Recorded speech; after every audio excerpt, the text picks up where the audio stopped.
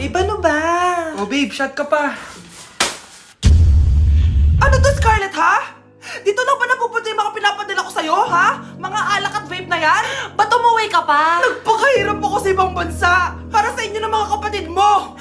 Simula nung iniwan mo kami, wala na kaming nanay. Sa tingin mo ginusto ko to, ha? Wala akong choice, Scarlett. Ginawa ko to para sa inyo ng kapatid mo. Sa tingin mo ba ginusto namin na umalis ka?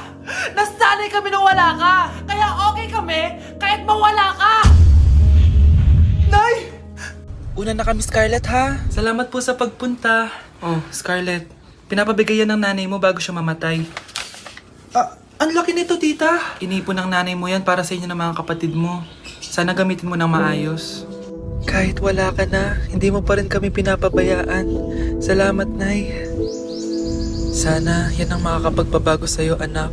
Balang araw, babalikan din kita.